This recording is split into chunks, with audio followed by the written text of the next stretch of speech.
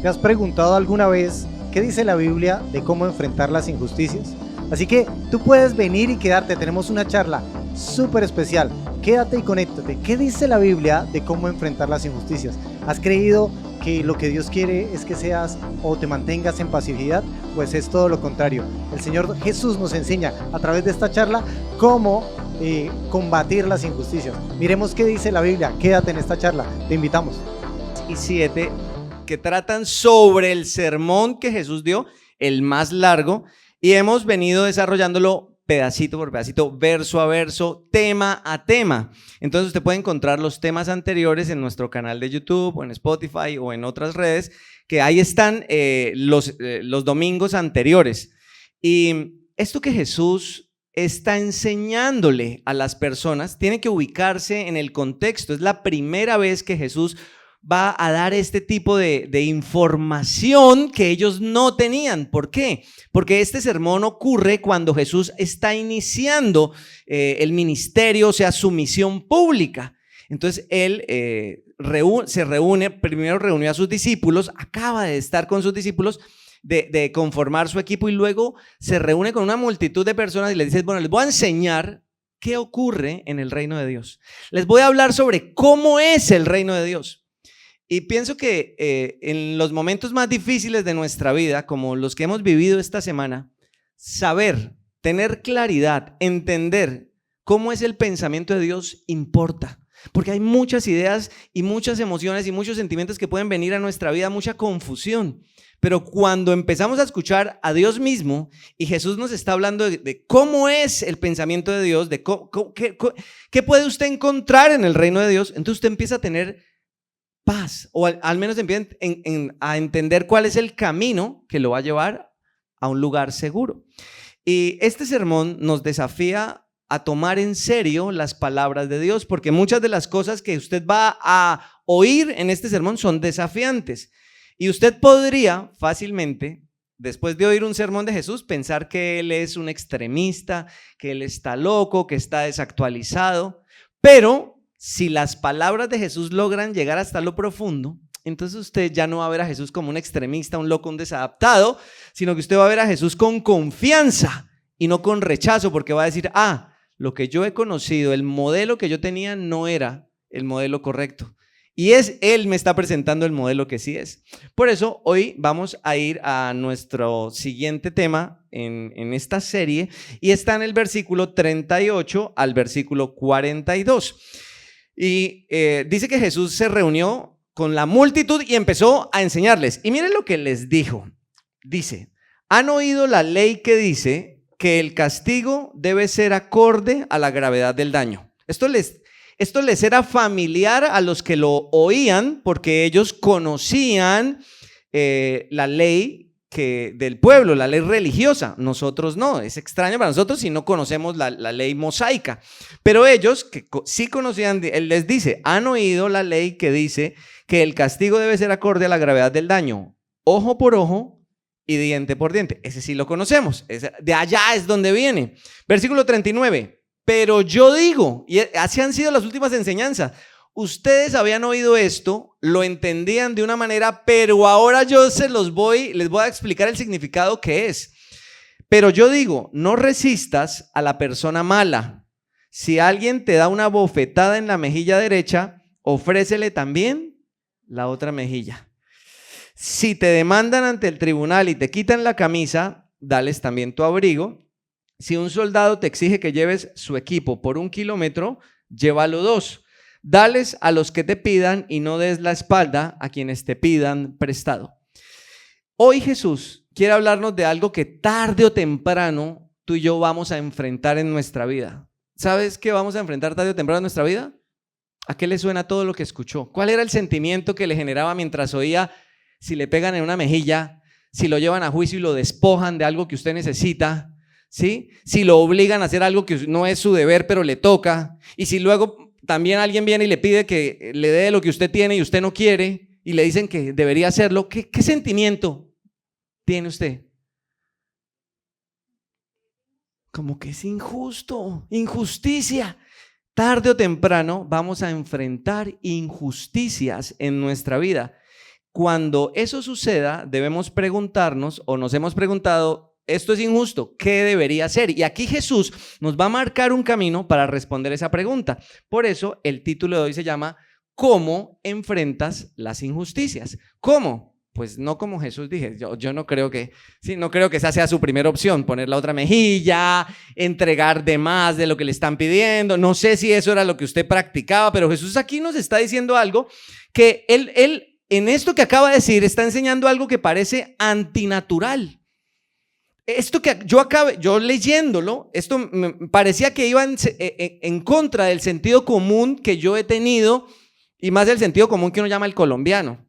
¿Sí? Este sentido común o sea, yo no me voy a dejar, ¿sí? Si a mí me hacen algo, ¿yo qué debería hacer? Pues devolver con más fuerza, ¿cierto? Si a mí si cometen algo injusto contra mí, ¿yo qué quisiera hacer? Pagar con la misma moneda.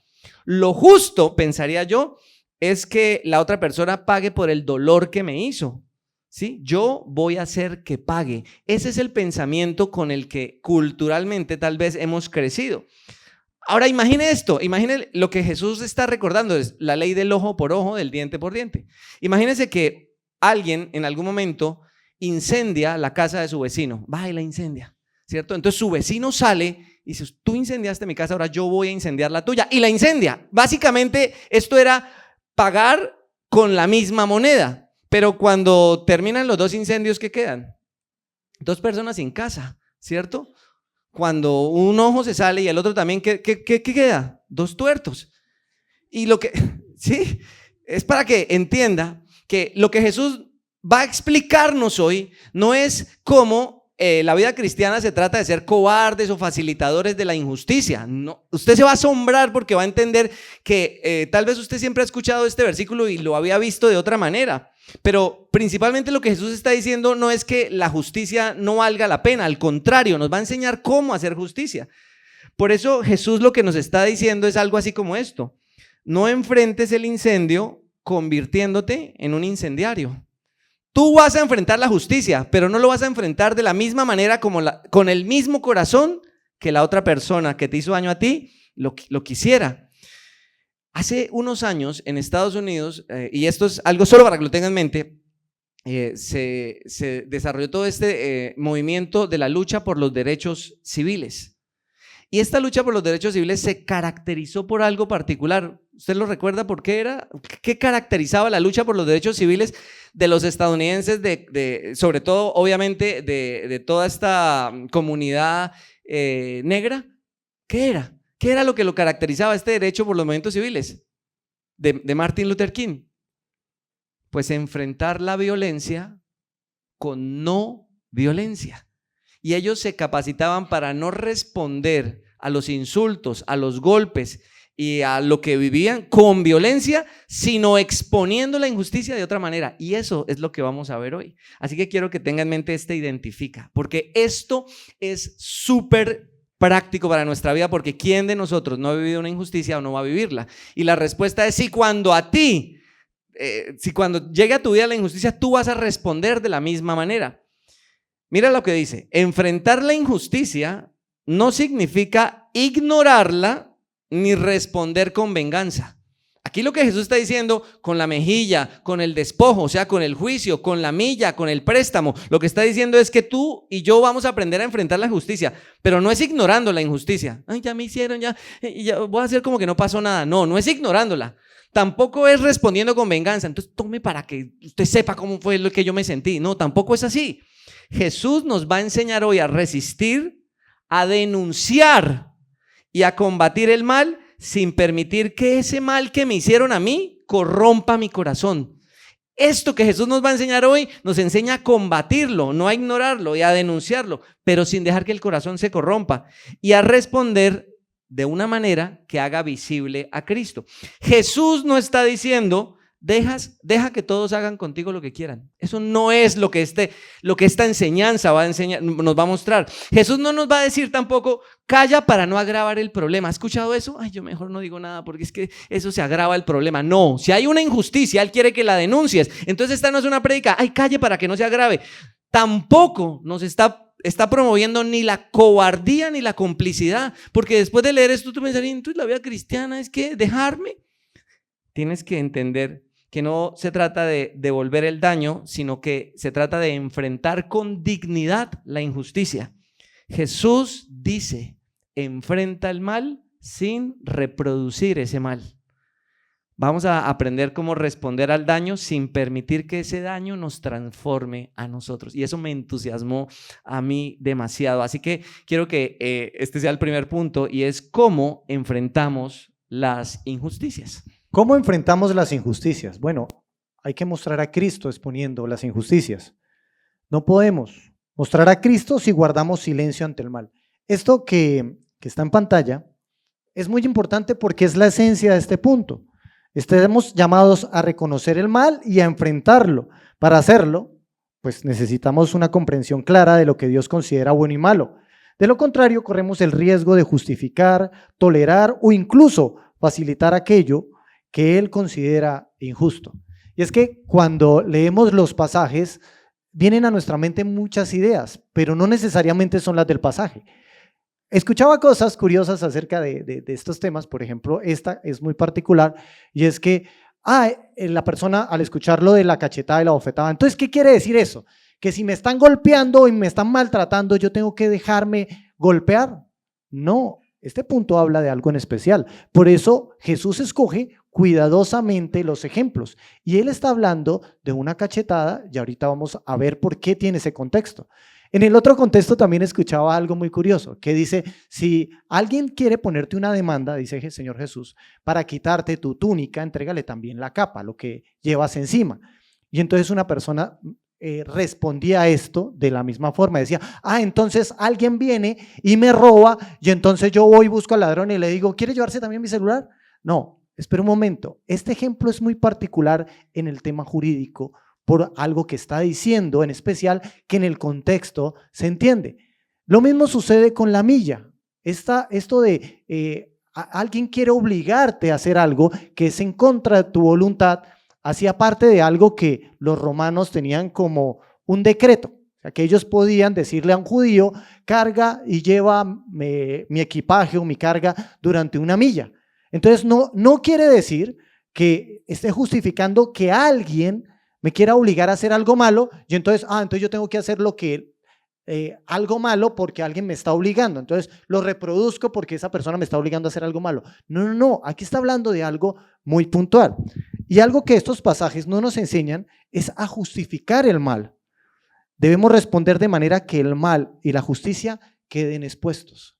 Por esto esta primera idea que el Señor dice es de la siguiente manera: si alguien les da una bofetada en la mejilla derecha, y es que esta palabra que el Señor escogió no es, y si alguien los golpea con el puño cerrado, que tenía algo en particular que era querer dañar, pero la bofetada, la cachetada que nosotros conocemos es a lo que se está refiriendo el Señor Jesús. Dice, si alguien los golpea en la mejilla derecha. ¿Por qué en la mejilla derecha?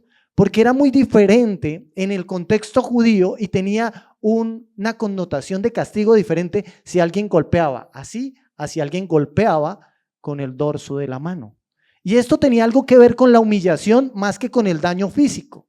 Entonces aquí hay algo muy importante, porque no es este punto en el que yo debo dejarme que me hagan todo lo que quieran, sino cómo voy a responder a la humillación. ¿Cómo es mi respuesta frente a la humillación? Y es una respuesta que implica una acción en la que alguien pone la otra mejilla. Cambia un poco la idea. ¿Y qué me dicen del contexto que hay al respecto de la camisa y del abrigo, de lo que se viste y lo que va encima? Pues el abrigo en el pueblo judío, o la capa, o lo que se llamaba este manto que se ponían encima, tenía una connotación muy importante para el pueblo de Israel, y uno lo puede ver en Deuteronomio, en el que había un derecho a la persona de tener ese abrigo. Las personas no podían quitarle a nadie ese abrigo, porque eso era con lo que ellos se arropaban en la noche. Entonces, si alguien quería poner una demanda para quitárselo, tenía que devolvérselo a las 6 de la tarde. Entonces, ¿se imaginan la circunstancia, cómo cambia y cómo es de diferente? Es así, alguien quiere quitarte la camisa, entonces, ¿cómo queda expuesta la maldad cuando yo también le entrego el abrigo?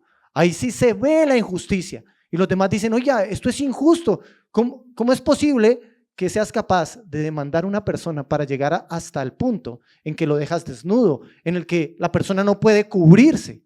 Y esto es lo que hace esa resistencia con respecto al amor, porque no responde de la misma manera, sino responde en un contraste. Tú me quitas, pero ahora yo voluntariamente te doy. Y esto se ve todavía más claro en la milla, porque los soldados romanos o el pueblo de Roma tenían preso al pueblo de Israel. Entonces ellos decían, nosotros tenemos un decreto donde podemos coger a cualquiera de ustedes y obligarlos a llevar nuestra carga y nuestro maletín durante un trayecto. Pero qué diferente es que alguien que obliga a otra persona a llevar la carga durante un trayecto y la otra persona dice, pero espera, ahora voluntariamente yo escojo llevar la carga durante una milla más. Y esto es una respuesta activa, poderosa. Por eso no es diciendo, no, lo que tú estás haciendo no está mal. Todo lo contrario, todas las acciones lo que generan es que la injusticia se ve todavía más. Es evidente que la persona está haciendo un daño mayor. Cuando está haciendo esa demanda está haciendo algo injusto, porque le está quitando cosas que no debería quitarle. Cuando se quiere meter con su libertad, entonces la otra persona dice, pero entiende que aún así tú no puedes quitar mi voluntad porque yo sigo siendo libre inclusive para cargarte tu carga una milla más. Cuando tú quieres que yo me comporte como tú, golpeándome en una mejilla, entonces yo no voy a responder de la misma forma. Los demás se darán cuenta quién es el que empezó el problema. Y es que cuando dos personas se agarran a pelear y el uno le pega en una mejilla y el otro también lo golpea en la mejilla, ¿quién es es difícil distinguir quién es el que está cometiendo la humillación. Es difícil distinguir quién fue el que empezó la riña, pero es muy evidente cuando el otro pone la otra mejilla. El que está humillando es el otro, el que está haciendo el mal es el otro. Mientras que el corazón del que pone la otra mejilla es un corazón que se parece más al de Jesús. Algo que es muy importante de estos pasajes es que estos pasajes no nos están llamando a ser víctimas pasivas del mal. Ustedes se van a poder dar cuenta que en cada una de las circunstancias se actuó de manera activa. En una, voluntariamente la persona puso la otra mejilla. No es que me obligaran y no era que pudiera obligarme a quitarme algo. Voluntariamente la otra persona entrega también su abrigo y en la otra voluntariamente, no me tienes que obligar, yo llevo la carga de manera voluntaria. Entonces, algo que es muy importante es que Jesús no nos llama a ser víctimas pasivas del mal, sino a responder activamente de una manera que el mal no se siga reproduciendo, sino que al final que es muy claro, la gente se da cuenta, eso es malo, eso es injusto y muy injusto. Estos pasajes nos llevan a romper esa cadena de injusticia. Y como decía Ricardo al principio, ¿qué pasa si uno me quema la casa y el otro le quema y entonces yo le quito esto, entonces yo lo demando para quitarle y entonces yo lo obligo a hacer esto y usted me obliga a prestar este servicio? Pues esa cadena sigue. Pero lo que hace el Señor Jesús es mostrar que el reino de Dios sí tiene poder para romper el mal, porque rompe con esa cadena de injusticia. La palabra del Señor es clara en la responsabilidad que como cristianos debemos tener. Por eso me gustaría leer los versículos que podemos ver en la pantalla. Y dice, aprendan a hacer el bien, busquen la justicia, ayuden a los oprimidos. Por si alguien pensaba que es que el cristianismo no quiere esto, no, esto es lo que la palabra del Señor le enseña a sus hijos. Ayuden a los oprimidos, defiendan la causa de los huérfanos, luchen por los derechos de las viudas. No debemos quedarnos callados. La respuesta del cristiano nunca fue algo pasivo, siempre ha sido activa. Por eso esta lucha por los derechos civiles es encabezada por personas que se impulsan en los principios de Dios, en los principios de Jesús. Dice el versículo en Proverbios, rescata a los que están injustamente condenados a morir, sálvalos mientras van tambaleando hacia la muerte. No te excuses diciendo, no lo sabíamos, pues Dios conoce cada corazón y Él te ve. El que cuida tu alma sabe bien que tú sabías. Él pagará a cada uno según lo que merecen sus acciones. Dios dice que hay cosas que están en nuestras manos. Hay personas que no pueden hablar, hay personas que no tienen derechos, que se les quitan sus derechos. Pero si nosotros tenemos la oportunidad, tenemos que hacerlo porque es la función de nosotros de exponer esa maldad, decirle, esto no está bien y en lo que esté en nuestras manos, luchar porque esa injusticia se acabe.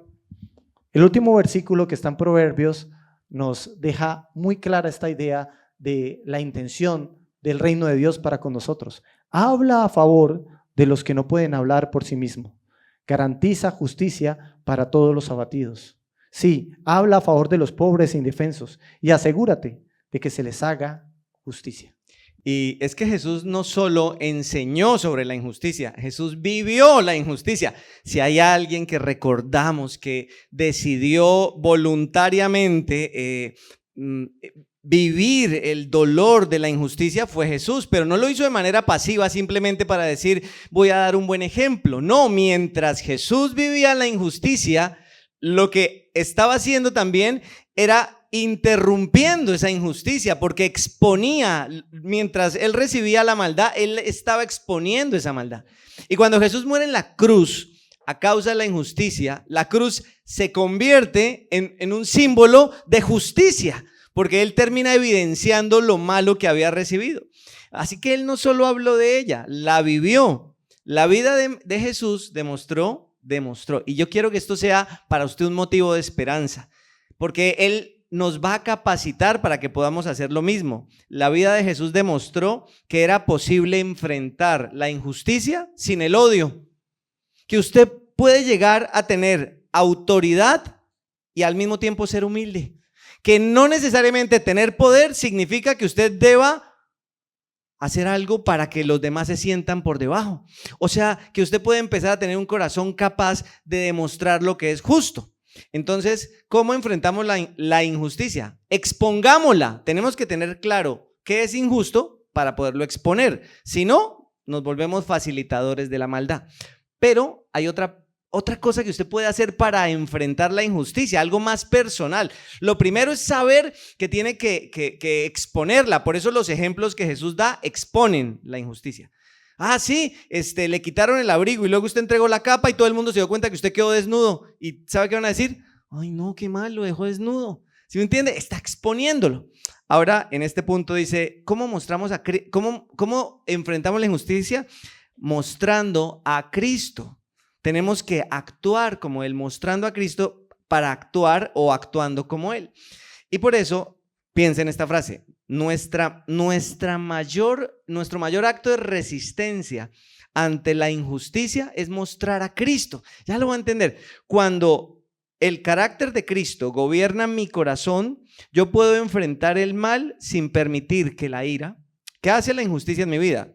La ira, el dolor, el miedo, el resentimiento, la venganza gobierne mi respuesta. Cuando yo entiendo que puedo reproducir el carácter de Cristo, sé que no estoy obligado a responder desde cada uno de esos aspectos tan tóxicos de mi vida. Más bien dice, no me voy a convertir nunca en aquello que yo estoy combatiendo. ¿Por qué? Porque mi corazón va a estar protegido. Mire, Jesús resistió la injusticia continuamente, pues a tal punto que su muerte en la cruz es para pagar por lo injusto. O sea, él nunca va a tolerar lo injusto. O sea, debía haber un castigo por lo injusto y eso es su muerte. Pero incluso cuando recuerdas lo que Jesús hizo, puedes tener en mente a Jesús en el templo, llenándose de este sentimiento y de esta determinación de aquí hay algo injusto.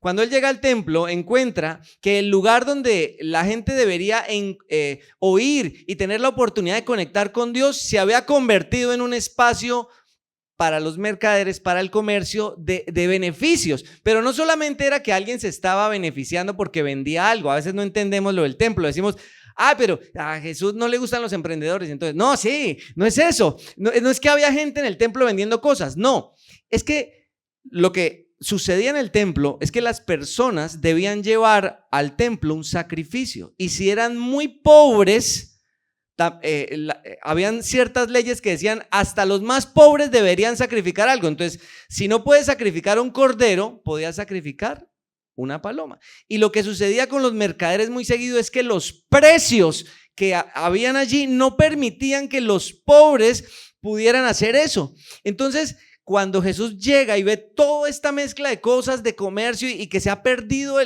la conexión real, usted recuerda la escena, él toma las mesas y las bota, y entonces es una resistencia activa contra la injusticia. También cuando se encontraba con personas como los fariseos, que eran las personas como encargadas de hablar acerca de Dios, pero ellos mismos tenían un mensaje que alejaba a las personas, él los enfrentaba. Así que Jesús resistió la injusticia. Pero escuche esto, nunca hemos confundido y no deberíamos confundir la calma y la suavidad de Jesús con debilidad. Y si tú crees que por ser una persona que empieza a replicar a Jesús y tengas calma y suavidad en tu vida, eso no quiere decir que te vas a volver débil. No confundas la calma y la suavidad como un sinónimo de debilidad. Tampoco confundas el tener autoridad y poder con un sinónimo de fuerza y violencia, porque cuando estés en una posición en la que tengas el poder, eso no significa que puedes hacer lo que tú quieras. No, porque deberías actuar también como Jesús actuó. Entonces, ¿qué deberíamos hacer? ¿Qué es mostrar a Cristo? Ya vimos que Cristo se enfrenta a lo injusto. Bueno, enfrentar la injusticia desde el carácter de Cristo no es tolerar lo injusto, sino es resistir el pecado. Hay que resistirlo. Hay que resistir el pecado sin desviarme de mi propósito. Si tú estás en medio de una situación injusta, sabes que va a ser la ira, el dolor, sabes que va a ser la frustración de estar recibiendo la injusticia.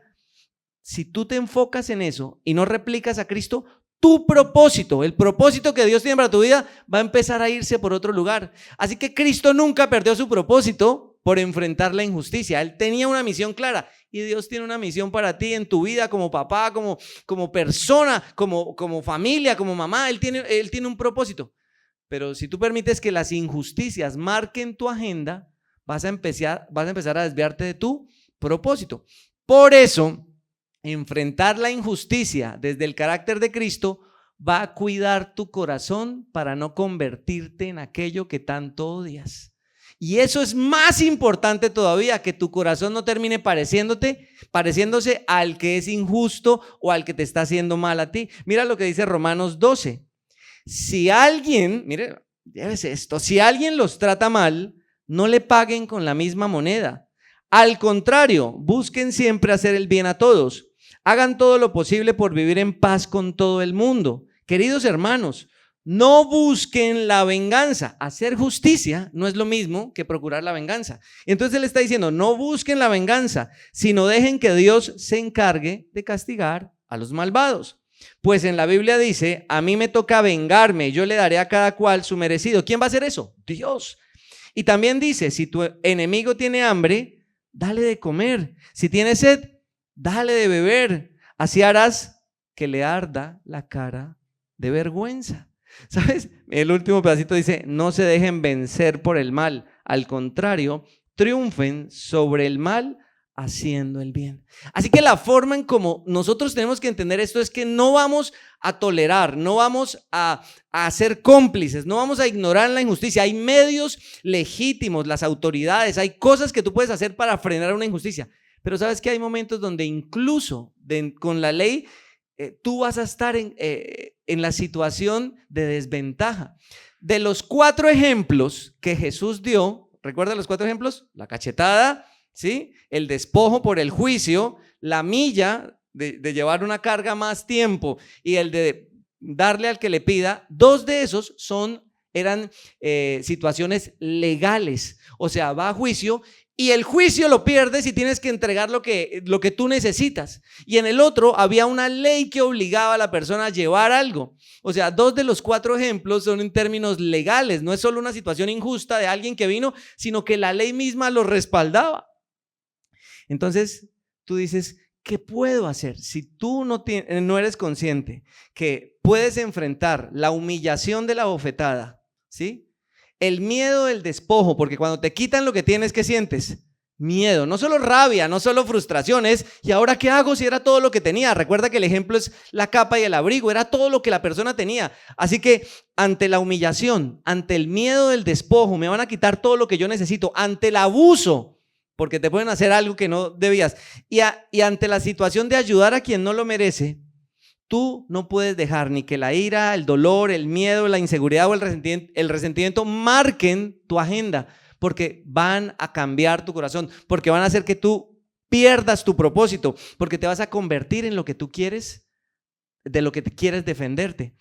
El injusto puede atacarte, el injusto puede despojarte de cosas, pero el injusto, escucha esta frase, no debe determinar quién eres tú.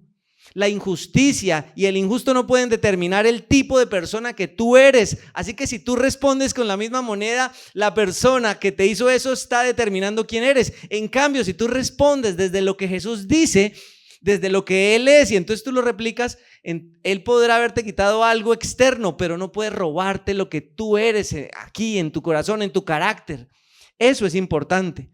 Una persona que recuerdo es a Esteban. Esteban fue uno de los primeros discípulos en Hechos. Tú vas a leer de alguien llamado Esteban, que era reconocido por ser una persona buena.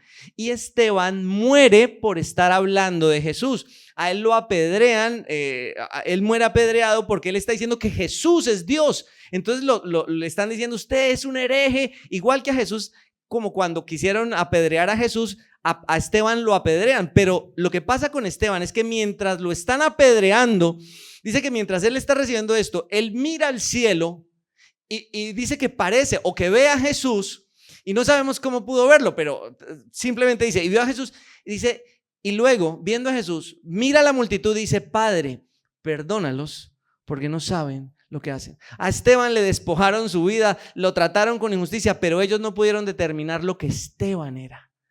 Y Esteban estaba conectado con Jesús, así que la injusticia no puede definir quién eres tú. Entonces, responder como Cristo va a cuidar tu corazón para que tú no cambies. Y lo segundo, que yo creo que es importante mencionar, es que precisamente mostrar a Cristo hace que el mundo entienda que ante la injusticia hay un Jesús que es real.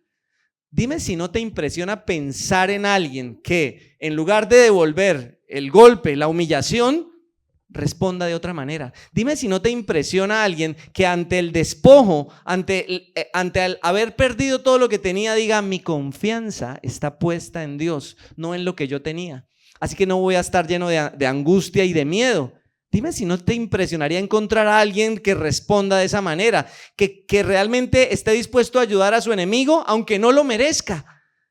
Dice, y a tus enemigos cuando te pidan de beber, dales. Y cuando te pidan de comer, dales. ¿No te impresionaría encontrar a alguien así?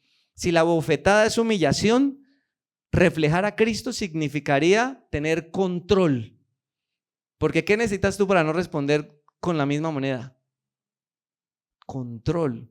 ¿Sí? Proverbios 25-28 dice, una persona sin control es como una ciudad con las murallas destruidas. ¿Sí escuchas esto? Cuando tú no has aprendido a tener control, eres como una ciudad con las murallas destruidas. Estás propenso a que siempre te pase algo peor. Terminas envuelto en la injusticia. Que te quiten la capa, que te quiten lo que es tuyo, que te despojen, genera miedo. Pero cuando tú recuerdas que tu proveedor es Dios, entonces no entras en angustia, porque probablemente alguien te quitó algo que necesitabas. Es una situación.